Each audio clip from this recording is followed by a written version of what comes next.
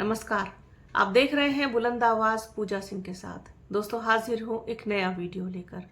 ओम प्रकाश राजभर सुभाषपा के राष्ट्रीय अध्यक्ष जमकर तारीफ करते हुए दिखाई दे रहे हैं बसपा सुप्रीमो मायावती की और आकाश आनंद की।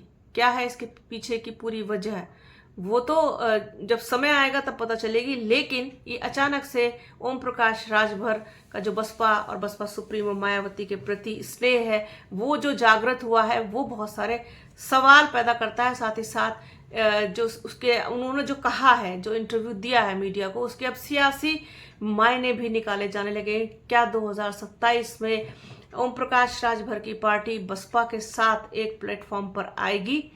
क्या कुछ हो सकता है, क्या कुछ होगा, वो सारी चीजों के अब कयास लगाए जा रहे हैं जब से ओम प्रकाश राजभर का ये इंटरव्यू, उनकी जो टिप्पणियां हैं वो वायरल हुई हैं। कोई भी निगेटिव टिप्पणी नहीं है बसपा के बारे में, बसपा सुप्रीमो मायावती के बारे में या आकाश आनंद के बारे में। सिर्फ और सिर्फ तारीफ करते हुए दिखाई दे रहे हैं ओम प्रकाश राजभर। क्या कुछ कहते हैं, आइए आपको बताते हैं। ये दैनिक भास्कर की रिपोर्ट के हिसाब से मैं बता रही हूँ कि यूपी की योगी सरकार के कैबिनेट मंत्री और सुभाषपा अध्यक्ष ओम प्रकाश राजभर इन दिनों पूर्व मुख्यमंत्री बसपा सुप्रीमो मायावती की जमकर तारीफ कर रहे हैं। दावा करते हैं कि बसपा सुप्रीमो के शासनकाल में अफसर हनुमान चालीसा पढ़ते थे, विकास के काम आंधी की तरह होते थे। 9 अक्टूबर को लखनऊ में बसपा सुप्रीमो मायावती की प्रस्तावित रैली से ठीक पहले राजभर के इस बयान के राजनीतिक मायने खोजे जा रहे हैं। क्या ये बसपा और सुभाषपा के बीच नए गठबंधन का संकेत है? बसपा की नर्सरी से निकले ओम प्रकाश राजभर क्या दलित अति पिछड़ों का नया समीकरण तैयार करने की जुगत में है? 2027 में ये समीकरण आगे बढ़ा तो किसका फायदा होगा और किसका नुकसान होगा? ओम प्रकाश राजभर का इंटरव्यू इन दिनों बसपा के सोशल प्लेटफॉर्म पर शेयर हो रहा है, जिसमें राजभर ने बसपा सुप्रीमो मायावती के शासन की यादें ताजा की। उन्होंने कहा कि मायावती कुशल शासक रही है, लोग आज भी कैसे बसपा सुप्रीमो मायावती के राज को याद करते हैं। मैं यही कहता हूं कि उनके राज में अधिकारी हनुमान चालीसा पढ़ते थे। जब उनका दौरा लगता था तो जिस मंडल या जिले में जाती थी, वहां के अधिकारियों के हाथ पांव फूल जाते थे। डर रहता था कि पता नहीं किस बात पर बहन जी नाराज हो जाएंगी। वह बिना बताए किसी भी ब्लॉक का दौरा करती थी। इससे पूरे जिले में अधिकारी मिलकर विकास के काम आंधी की तरह करते थे। बसपा सुप्रीमो मायावती का पता नहीं कि किस गांव में चली जाए, कौन नप जाए, यह डर ही विकास की गति को बढ़ा देता था। ओम प्रकाश राजभर कहते हैं कि बसपा सुप्रीमो मायावती के समय कानून का राज था। उनके समय में अपराधी पार्टी का कोई भी नेता ही क्यों ना हो, सबके लिए कानून एक ही बराबर होता था। बसपा सुप्रीमो ने 2007 में सीएम रहते अपने ही सांसद रहे उमाकांत यादव को घर बुलाकर गिरफ्तार करा दिया था। उस समय उमाकांत यादव मछली शहर से सांसद थे। उन पर आजमगढ़ की एक महिला की जमीन कब्जाने का आरोप लगा था। निचली अदालत ने उमाकांत को दोषी करार दिया था और पुलिस की गिरफ्तारी से बचने के लिए वो बसपा सुप्रीमो मायावती के पास पहुंचे थे, लेकिन उन्होंने पुलिस वालों को अपने ही घर बुलाकर उमाकांत यादव को गिरफ्तार करा दिया। इसके बाद उमाकांत यादव कभी भी चुनाव नहीं लड़ पाए। राजभर बसपा सुप्रीमो मायावती की तारीफ के साथ बसपा की विरासत पर भी बोलते हैं। कहते हैं कि डॉक्टर भीमराव अंबेडकर की विरासत को मान्यवर कांशीराम साहब ने आगे बढ़ाया। उन्होंने मायावती को, और अब मायावती अपने भतीजे आकाश आनंद को अपनी देखरेख में आगे बढ़ा रही हैं।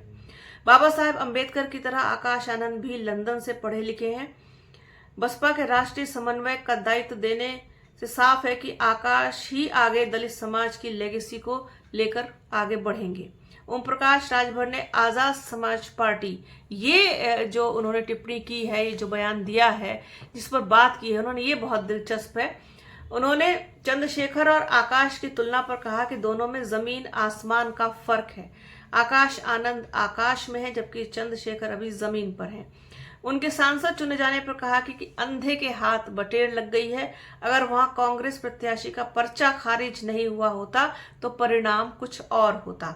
सपा कांग्रेस ने गठबंधन प्रत्याशी का पर्चा खारिज होने पर चंद्रशेखर जीत गए, लेकिन दलित समाज आज भी बाबा साहेब अंबेडकर और मान्यवर कांशीराम साहब की विरासत को बसपा सुप्रीमो मायावती और उनके बाद आकाश में ही देख रहा है। बसपा सुप्रीमो मायावती ने सीएम रहते जो काम किया वह उनका तेवर दिखाता है। जब वे बोलती हैं तो आग बरसाती हैं। चंद्रशेखर कभी भी दलित समाज के भविष्य नहीं बन सकते। जिस तरीके से कांशीराम के संघर्षों का फायदा मायावती को मिला, उसी तरीके से मायावती की देखरेख में आकाश भी आगे बढ़ रहे हैं। ओम प्रकाश राजभर ने आकाश को सुझाव देते हुए कहा कि वे बसपा सुप्रीमो की देखरेख में जिला, मंडल और प्रदेश स्तर की बैठकें करें, नेताओं से मिलें, उनके सुख दुख सुने, तो वे बसपा को बहुत आगे लेकर जा सकते हैं। आज भी दलित समाज इंतजार कर रहा है कि बसपा का कोई नेता उनके बीच सक्रिय रहे। चंद्रशेखर के उभरने की वजह भी यही रही कि बसपा सुप्रीमो मायावती की जो राजनीति है वो सिमट सी गई थी। वो सिर्फ चुनाव में निकलती थी, लेकिन अब उन्हें चाहिए कि वे आकाश को सक्रिय करें। आकाश के लिए प्लस पॉइंट यही है कि उन्हें मायावती जैसे परिपक्व नेता के साथ काम करने और उनकी छत्र छाया में आगे बढ़ने का मौका मिला है। ओम प्रकाश राजभर ने कहा कि देश और प्रदेश की वर्तमान समय में जो गठबंधन का दौर है वो उससे गुजर रहा है। देश और प्रदेश बिना गठबंधन कोई भी अकेले सरकार बनाने की बात अगर करता है तो वो एक तरीके से सपना ही देख रहा है। सपा भले ही पीडीए का नारा लगा रही हो, लेकिन आज भी 38% अति पिछड़े मायावती के साथ जाने को तैयार हैं।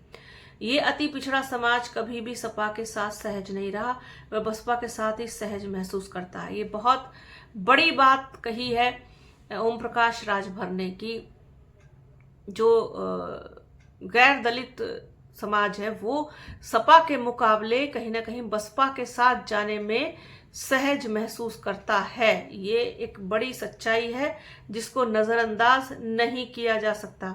सपा और बसपा की तुलना करते हुए ओम प्रकाश राजभर समझाते हैं कि किसी बस्ती में दलित और अति पिछड़े लोगों को एक जगह खड़ा कर दो, वहां एक गाड़ी बसपा की और दूसरी सपा की खड़ी कर दो, सहज रूप से लोग बसपा की गाड़ी में जाकर बैठेंगे, बुलडोजर लगा करके भी सपा की गाड़ी नहीं भर पाएंगे।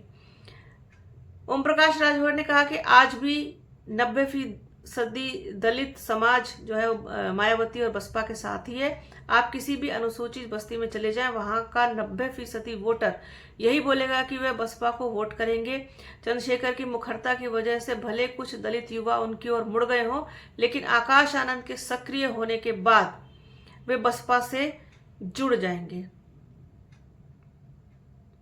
ये कहा है ओम प्रकाश राजभर ने अपने एक इंटरव्यू में, जिसमें उनका जो इंटरव्यू के हिस्से हैं छोटे छोटे, वो कहीं ना कहीं छोटे छोटे जो हिस्से हैं क्लिप्स बना करके वो वायरल हो रही हैं, जिसमें उन्होंने जमकर तारीफ की है, जमकर प्रशंसा की है बसपा सुप्रीमो मायावती की, उनके टाइम पीरियड की, और अब आकाश आनंद को लेकर के भी उन्होंने काफ़ी उम्मीदें जताई हैं।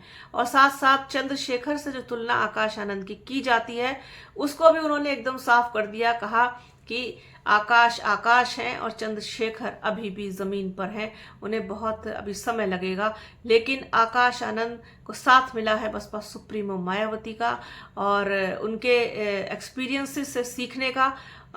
वो एक परिपक्व नेता हैं और उनकी छत्र छाया में वो आगे बढ़ रहे हैं।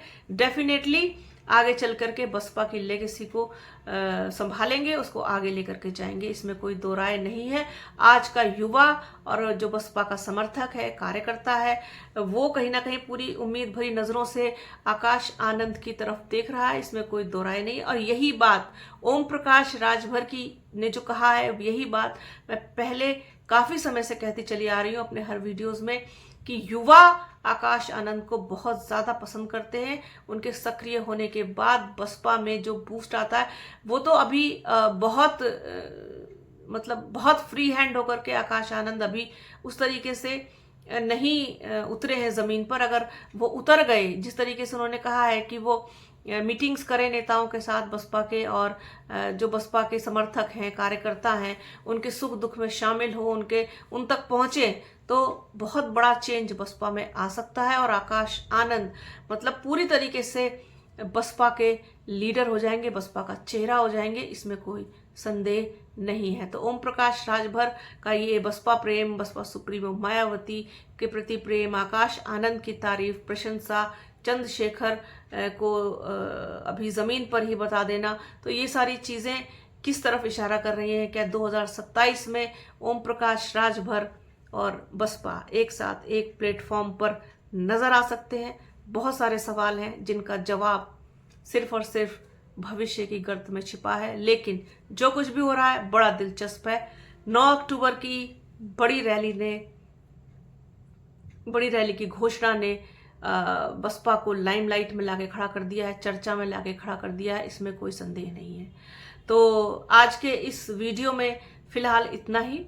बने रहिए हमारे चैनल के साथ। हमारे चैनल को लाइक कीजिए, शेयर कीजिए, सब्सक्राइब कीजिए, बेल आइकन घंटी जैसी आकृति जरूर दबाइएगा, जिससे कि आने वाले वीडियो का नोटिफिकेशन आपको मिल सके। वीडियो कैसा लगा कमेंट सेक्शन में जरूर बताइएगा।